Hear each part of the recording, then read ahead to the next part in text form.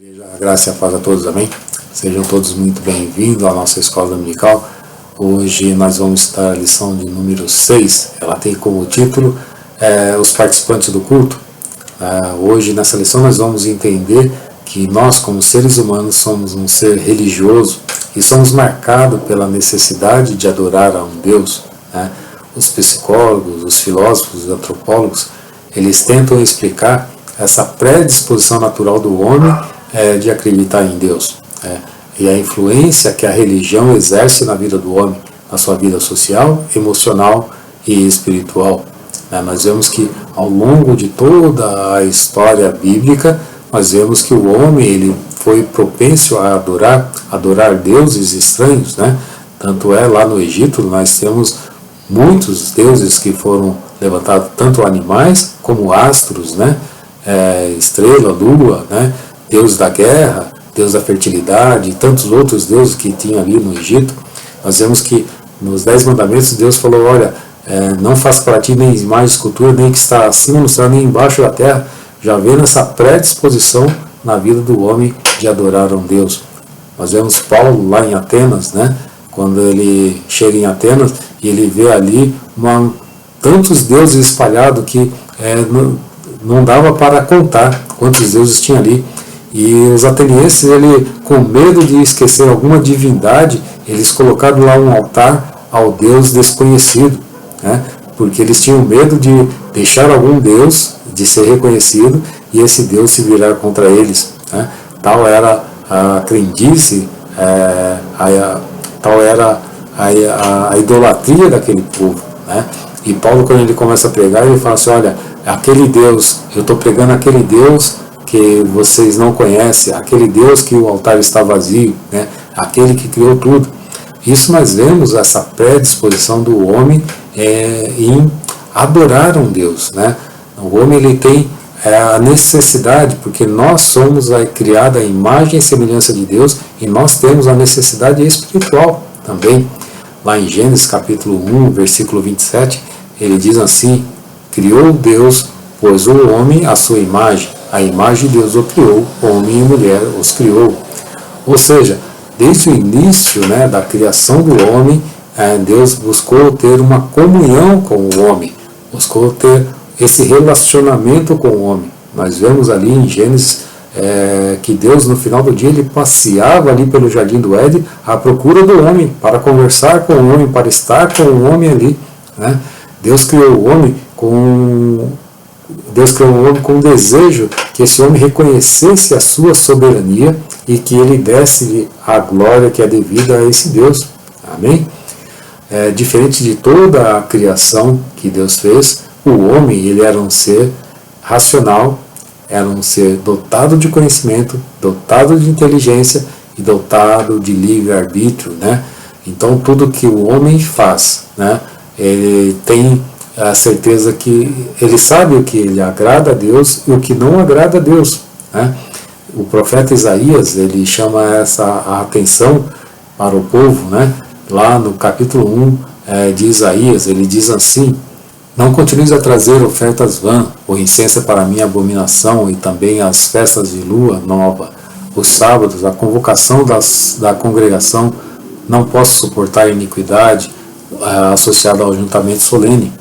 As vossas festas de lua e as vossas solenidades, e a minha alma aborrece, já são pesadas e estou cansado de as sofrer, pelo que, quando estender a mão, esconda de vós os olhos, sim, porque multiplicais as vossas orações, não as ouço, porque as vossas mãos estão cheias de sangue. Deus ele não quer sacrifício do ser humano, ele não quer que nós cumpramos o ritualismo, uma formalidade, estamos ali porque temos uma obrigação de estarmos ali adorando a Deus. Deus ele quer que nós prestamos um culto com sabedoria, sabendo quem estamos adorando, um culto eloquente, saber como adorar a esse Deus, saber como vamos adorar esse Deus. Lá em Romanos, ele diz assim, rogo-vos, pois, irmãos, pela misericórdia de Deus, que apresenteis os vossos corpos em sacrifício vivo, santo e agradável a Deus, que é o vosso culto racional. Devemos pensar até que ponto a empolgação pode atrapalhar a verdadeira adoração. Nós devemos adorar a Deus porque o amamos, não porque devemos obrigações. O amor é parte fundamental para que nós possamos agradar a Deus. Olha só que o Paulo escreve em 1 Coríntios capítulo 13, do versículo 1 ao versículo 3. Ele diz assim: ainda que eu falasse a língua dos homens e dos anjos e não tivesse amor, seria como o bronze que soa, ou como o símbolo que retine. Ainda que eu tenha o dom de profetizar e conheça todos os mistérios de toda a ciência, ainda que eu tenha tamanha fé e possa transportar os montes, se não tiver amor, nada serei. Ainda que eu distribua os meus bens entre os pobres e ainda que entregue o meu próprio corpo para ser queimado, se não tiver amor, nada disso aproveitará. O amor é a base fundamental para que nós possamos trabalhar e prestar um serviço a Deus, embora possa encher os olhos das outras pessoas que estão à volta, mas para Deus o que vale é nós fazermos o serviço em amor. Amém? Vamos destacar dois elementos importantes para que possa ajudar a entender que tipo de pessoas participam do culto. Né? Quais são os tipos de pessoas que participam do culto? Bom, primeira coisa é que nós somos todos seres humanos, né? E como seres humanos, somos todos falhos, somos todos limitados, somos todos imperfeitos, né? E muitos no mundo acreditam, e cobram dos evangélicos a perfeição, porque acham que assumimos um compromisso com Deus, assumimos um compromisso com a igreja, então nós temos que ser perfeitos. E quando nós estamos na igreja, nós estamos em busca dessa perfeição gradativamente, através da ação do Espírito Santo em nossa vida, através da leitura da palavra, através do conhecimento da palavra, da meditação da palavra. O Espírito Santo vai trabalhando e moldando a nossa vida para que nós possamos estar em caminho dessa perfeição. Embora nós tenhamos que tomar muito cuidado com aquilo que nós falamos, com aquilo que nós pregamos, com as nossas ações e com as nossas palavras, porque não pode haver divergência disso. Não pode haver, eu não posso falar uma coisa e viver outra totalmente diferente. Nós não somos todos iguais, nós somos diferentes um do outro. A nossa forma de agir, a nossa forma de pensar, os nossos valores, tudo isso foi influenciado pelo meio em que nós vivemos e que nós chegamos à igreja. Então, o meio familiar, as condições financeiras, as condições culturais, a formação acadêmica, a estrutura que nós tivemos, isso tudo influenciou e moldou o nosso caráter. Então nós somos pessoas com necessidades diferentes uma das outras. A parte emocional, tem pessoas que chegam na igreja com uma carga negativa muito grande, e necessitam de uma atenção maior das pessoas. Tem pessoas que chegam com frustrações, com limitações, com problemas de autoconfiança, com dificuldade de estabelecer a fé, e precisa ser cuidada com mais carinho essas pessoas. Nossas necessidades atuais também, isso são coisas importantes. Nós vivemos em um mundo onde existe uma necessidade de estabelecer padrões, padrões para que nós não ficamos fora do contexto, padrões culturais. Nós não podemos viver uma vida de ignorância, nós temos que buscar o conhecimento, nós temos que buscar trabalhar através do estudo, adquirir uma boa profissão, para que possa ser determinado o nosso padrão de vida, para que possa ser determinado o nosso planejamento familiar, a nossa estrutura familiar, as nossas necessidades. Quando vamos adorar a Deus, essas necessidades nos acompanham, e as necessidades do futuro também, trabalhar a nossa ansiedade, trabalhar os nossos sonhos, trabalhar a expectativa, vai influenciar a nossa vida espiritual. Tudo isso, essa pressão toda que nós vivemos em sociedade, essa necessidade que nós temos de conviver com essas questões sociais, parece que é uma carga grande, parece que é enorme carga, uma enorme pressão que a sociedade faz para que nós possamos fazer escolhas, escolhas rápidas, e escolhas certas. Mas isso quando é bem distribuído, quando nós estabelecemos prioridades, conseguimos administrar bem. A igreja é formada por pessoas diferentes, né? Todos nós somos diferentes fisicamente um do outro. Um é magro, outro é gordo, outro é ruivo, outro é moreno, né? Todos nós somos diferentes fisicamente um do outro, emocionalmente, cultural, social. Todas as diferenças têm que deixar de existir quando nós encontramos o amor de Cristo, o amor que Cristo demonstrou por nós, né? O amor, ele transforma a vida, ele faz com que nós possamos conviver e aceitar as diferenças uns dos outros, né? A Bíblia, ela é repleta de ensinamentos que fala de que nós devemos conviver em amor uns com os outros, né? Se nós somos identificados pelo amor ao próximo. Lá em João, capítulo 13, versículo 35, ele diz assim: se tiveres amor um pelos outros, todos saberão que vocês são meus discípulos, né? É uma marca registrada do cristianismo, a questão do amor. Somos identificados através do amor pela comunhão, né? Atos 2,42, ele diz: e todos continuavam firmes, seguindo o ensinamento dos apóstolos, vivendo em amor cristão, partindo o pão junto e fazendo as orações. O amor, indiscutivelmente, é o assunto que mais a Bíblia trata, né? E nós precisamos aprender a conviver em amor. Amém? O segundo tópico vai falar sobre a necessidade da natureza do homem, né? Como nós falamos logo no início do estudo, né? Nós somos criados à imagem e semelhança de Deus e temos uma natureza espiritual e temos necessidade espiritual, temos necessidade de adorar esse Deus, de buscar a comunhão com esse Deus. Sabemos que fomos separados, né? Quando o homem pecou, nós fomos separados de Deus. E como somos descendentes desse homem, nós temos uma natureza pecaminosa e estamos numa caminhada em busca de estarmos estreitando a relação, buscando essa comunhão de novo, novamente com Deus. Todos sabem que o homem não foi criado por acaso, não é uma questão de evolução de espécie. Muitos não aceitam essa verdade e procuram adorar outros deuses, o Deus do conhecimento, o Deus da ciência, né? Porque não querem entender, né, não aceitam que Deus existia e sempre existiu. A ciência não consegue explicar o propósito da vida do homem. Ele nasce, cresce, morre, sem um propósito definido, simplesmente por existir, né? Mas todos que creem que Deus é o Criador de todo o universo, do céu e da terra, têm consciência que nós fomos criados por Deus, separados por Deus, para a sua adoração, e um dia nós estaremos vivendo no céu, na eternidade com esse Deus. Amém? O próximo grupo de pessoas que participam do culto são as coerentes, né? Sabemos que existem pessoas que ainda não nasceram de novo, ou seja, não tiveram um encontro com Cristo, pessoas que não têm certeza da sua salvação, mas participam do culto, porque reconhecem a natureza extraordinária de Deus, sabe que existe um Deus bondoso, misericordioso, mas ainda não teve esse encontro com Deus. Podemos citar exemplos bíblicos, também de Nicodemos, né, que era um doutor na lei, que tinha ali todo o conhecimento da Escritura Sagrada, né, mas não tinha tido um encontro com Deus, né.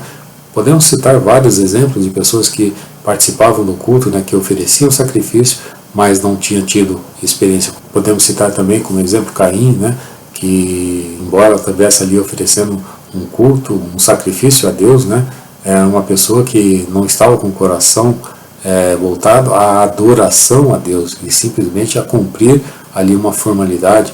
Nós vemos toda a história do povo de Israel, quando ele esteve peregrinando, né, não só pelo deserto, mas em busca da terra prometida, né, o quanto esse povo sofreu por não reconhecer a grandeza de Deus. Nós podemos ver no Novo, podemos também citar Ananias e Safira no Novo Testamento, né, que queria participar daquela comunidade, daquela comunhão que a igreja estava vivendo naquele momento, né, quando as pessoas vendiam suas propriedades e repartiam com os necessitados ali, né, e Ananias e Safira, eles venderam suas propriedades e esconderam uma parte do dinheiro e só ofertaram uma parte, mentindo, né, a igreja, né, que havia vendido por um certo valor aquele terreno. Na realidade, não é o valor que estava em questão, mas sim aquilo que estava no coração deles, né? Não foram pessoas leais, não foram pessoas sinceras, não foram pessoas que estavam ali fazendo de coração né, aquele trabalho.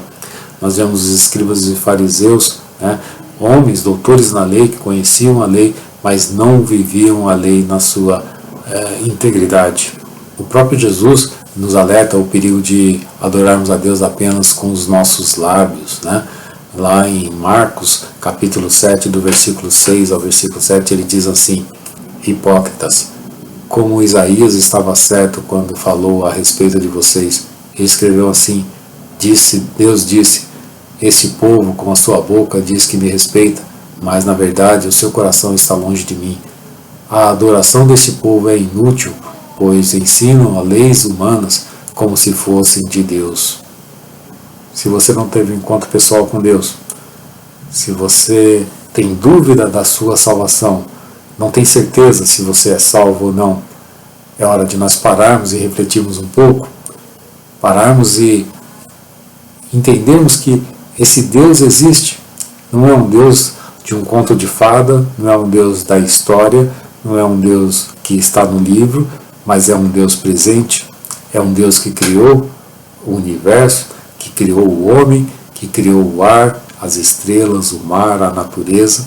Deus é real e nós temos que parar e refletir e acreditar nesse Deus.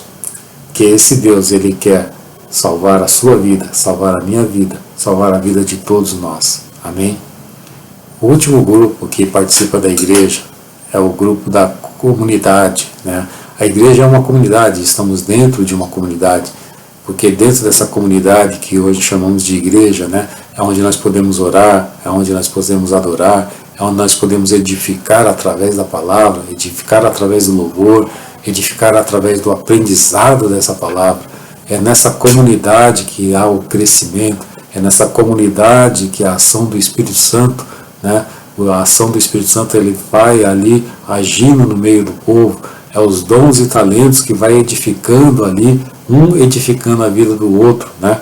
Deus sempre prestigiou, né? Deus sempre incentivou a questão do culto em comunhão, né?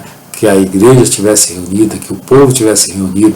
Se nós lermos lá em Levíticos, a partir do capítulo 23, do versículo 37, né? Ele diz assim: são essas festas religiosas que o povo se reunirá para adorar ao Senhor. As festas que ele estava mencionando ali no livro de Levíticos são as festas da Páscoa, da cerimônia da colheita, a festa da semana, a festa da trombeta, a festa da expiação. Eram festas realizadas para que o povo pudesse estar adorando a Deus. Deus sempre incentivou essa prática, tanto no Novo Testamento, quanto no Velho Testamento, quanto no Novo Testamento. A igreja reunida, né? Deus falou poderosamente, agiu poderosamente na igreja reunida, né? Hoje vivemos dias difíceis, onde a pandemia ela tem avançado na nossa sociedade. Embora a vacina ela é uma realidade nos nossos dias, a vacina ela não evita a propagação do vírus, mas ela ameniza a ação do vírus na vida do homem, né? Nós hoje temos responsabilidades, né? Porque o nosso corpo é o templo do Espírito Santo e devemos fazer e tratar da melhor forma possível, cuidando bem do nosso corpo e cuidando também do nosso próximo, né? Nós temos responsabilidade com isso, mas nós não podemos também abandonar a nossa fé. Devemos viver em comunhão com os nossos irmãos. Devemos ser coerente, observar todas as orientações que são passadas pelos órgãos públicos e fazer de acordo com o que é proposto. O autor da revista ele traz dentro dessa visão de igreja viver em comunhão um assunto muito sério, né? Que são pessoas que agem sem escrúpulo nenhum, buscando tirar vantagem da igreja, buscar tirar vantagem de pessoas, né? Por esse motivo a igreja ela deve estar firmada na palavra de Deus, deve estar buscando sempre o conhecimento da palavra de Deus e valorizar muito o ministério pastoral e a liderança da sua igreja, né?